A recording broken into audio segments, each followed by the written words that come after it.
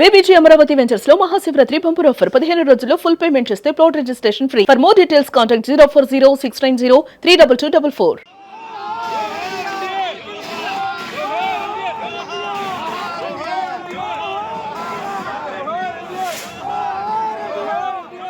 నమస్తే, welcome to సుబుల్ TV. నేను మీ సీతారామరాజు. పశ్చిమ గోదావరి జిల్లా అనగానే తెలుగుదేశం పార్టీకి కంచుకోట. అటువంటి కంచుకోటలో తెలుగుదేశం పార్టీ ఎన్నోసార్లు విజయకేతనం ఎగరవేసింది. భీమవరం పట్టణం అంటే ఇంకా చెప్పనవసరం లేదు. అటువంటి భీమవరం పట్టణంలో ఈరోజు తెలుగుదేశం పార్టీ వ్యవస్థాపకులు డాక్టర్ నందమూరి తారక రామారావు గారి విగ్రహావిష్కరణ అయితే ఇక్కడ జరిగింది. ఇక్కడ మంచి కార్యక్రమం. వాళ్ళ మున్సిపల్ ఆఫీస్ దగ్గర తెలుగు యువత అధ్యక్షులు అట్లానే వాళ్ళకి సంబంధించిన పార్టీ వాళ్ళు అందరూ కలిసి వాళ్ళ స్వర్గీయ నందమూరి తారక రామారావు గారి విగ్రహావిష్కరించుకోవటం.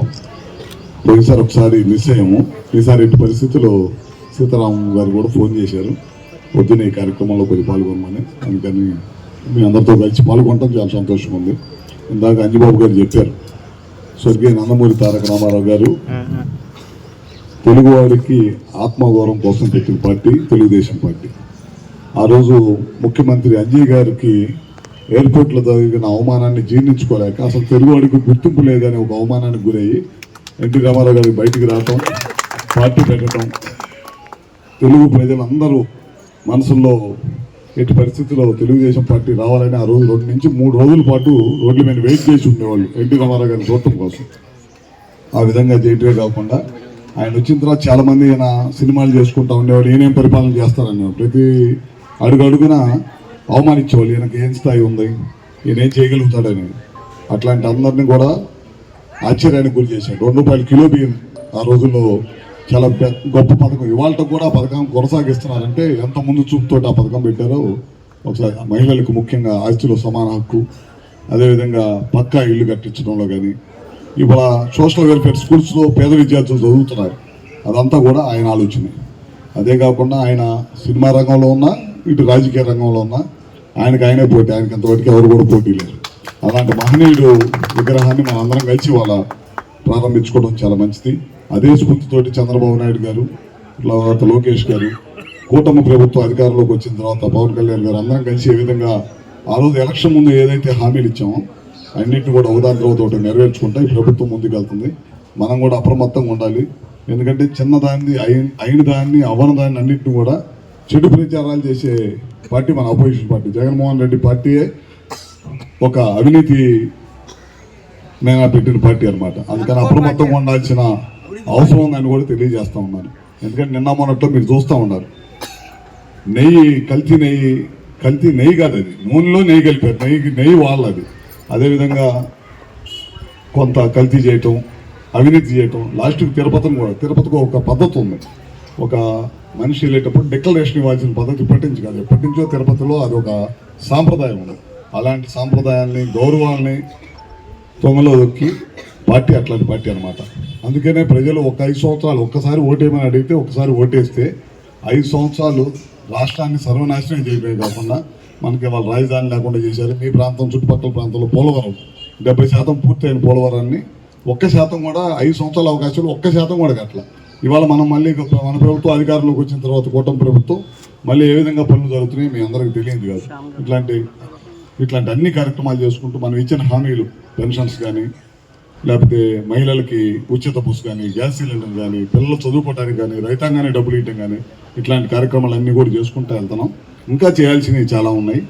తప్పకుండా ఈ ప్రభుత్వం, కూటమి ప్రభుత్వం ఇవన్నీ ఏదైతే ప్రజలకు అవసరం ఉందో ఆ కార్యక్రమాలు అన్నీ కూడా చేసుకుంటూ వెళ్ళిద్దని చెప్పి కూడా మీ అందరికీ తెలియజేసుకుంటూ, ఇవాళ ఈ కార్యక్రమంలో పాల్గొనే అవకాశం కల్పించిన అందరూ కూడా మరొకసారి పేరున నా ఉదయపూర్వక నమస్కారం తెలియజేసుకుంటూ. తెలుగు యువత అధ్యక్షులు మన ముందున్నారు. ఆయన ఈ విగ్రహాన్ని కూడా ఆయనే ఏర్పాటు చేశారు. ఈ విగ్రహం ఏర్పాటులో ఆయన చేసిన కృషికి సంబంధించి ఈరోజు ప్రారంభోత్సవ కార్యక్రమానికి సంబంధించి కూడా విశేషాలు తెలుసుకునే ప్రయత్నం చేద్దాం. నమస్కారం అండి. నమస్కారం. ఏంటి సార్, చాలా కాలం తర్వాత మన మున్సిపల్ సెంటర్లో ఈ విగ్రహావిష్కరణ అయితే జరిగింది. ఈరోజు ఇన్ఛార్జ్ మంత్రి కూడా ప్రారంభోత్సవం చేశారు. మీరు ఎలా ఫీల్ అవుతున్నారు?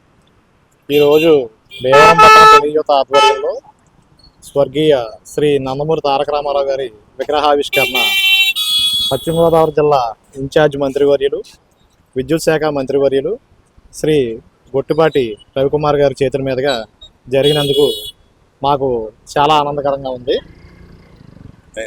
అయితే ఎవరెవరు ఈ రోజు కార్యక్రమంలో ఈ కార్యక్రమంలో మన భీమవరం నియోజకవర్గ శాసనసభ్యులు శ్రీ పులపర్తి రామాంజనేయులు గారు, జిల్లా తెలుగుదేశం పార్టీ అధ్యక్షులు శ్రీ మంతెన రామరాజు గారు, రాష్ట్ర కార్యదర్శి కోల నాగేశ్వరరావు గారు, రాష్ట్ర కోశాధికారి శ్రీ మెంటే పాదసారథి గారు, ఏఎంసీ చైర్మన్ శ్రీ సుజాత రామచంద్రరాజు గారు మరియు సీనియర్ నాయకులు, కార్యకర్తలు వీరందరూ పాల్గొని ఈ కార్యక్రమాన్ని విజయవంతంగా జరిపించడం జరిగింది. అయితే వ్యవస్థాపక అధ్యక్షులు, పార్టీని ముందుని నడిపించిన సీనియర్ నేత డాక్టర్ ఎన్టీ రామారావు గారి ఈ విగ్రహ ఆవిష్కరణ వెనుక మీ కృషి చాలా ఉంది. అయితే ఈ సెంటర్లో ఏర్పాటు చేయడానికి ఎంతవరకు మున్సిపాలిటీ కానీ అన్ని పర్మిషన్స్ అవన్నీ వచ్చినాయి? మున్సిపాలిటీ వారు అందరూ కూడా మాకు సహకరించారు. ఈ విగ్రహాన్ని మేము స్థాపిద్దాం అనుకున్నప్పుడు ముందుగా భీమవరం నియోజకవర్గ ఇన్ఛార్జ్ శ్రీమతి తోట సీతారామలక్ష్మి గారి దగ్గరికి వెళ్ళి, అమ్మ ఇలా విగ్రహం ఏర్పాటు చేద్దాం అనుకుంటున్నామని చెప్పామండి.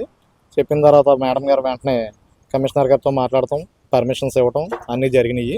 ఈ మధ్యకాలంలో విగ్రహాల ఏర్పాటుపై సుప్రీంకోర్టు కూడా చాలా కఠినమైన నిర్ణయాలు తీసుకుంటుంది. ఈ నేపథ్యంలో విగ్రహాల ఏర్పాటుకి చాలా కృషి చేయాల్సిన అవసరం ఉంది. అవునండి. అయితే ఏంటంటే నందమూరి తారక రామారావు గారి విగ్రహం ఉన్నప్పటికీ ఎక్కువగా అబ్జెక్షన్స్ అనేవి రావు.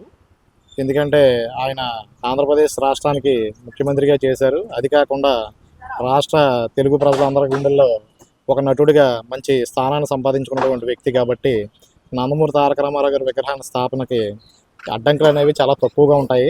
అదేవిధంగా మాకు కూడా పెద్దగా అడ్డంకులు ఏమీ రాలేదు. దానివల్ల మాకు ఆయన విగ్రహాన్ని స్థాపించడానికి పెద్ద ఇబ్బందులు ఏం లేవు, కలగలేదు. మీరేం మాట్లాడతారు? ఈరోజు 28వ వార్డులో మా వార్డులో ఎన్టీఆర్ గారి విగ్రహం ఆవిష్కరించడం మాకు చాలా ఆనందంగా ఉందండి. అలాగే మేము అనుకున్నట్టుగా మా ఇన్ఛార్జ్ మినిస్టర్ గారిని పిలుచుకుని ఆయన గౌరవపరుచుకుని, ఆయనతో పాటు మా అధ్యక్షుల వారిని అలాగే ఇక్కడ ఉన్న సీనియర్ నాయకులను అందరినీ కూడా పిలుచుకుని ఓపెన్ చేయడం మాకు ఎంతో గర్వకారణంగా ఉంది సార్.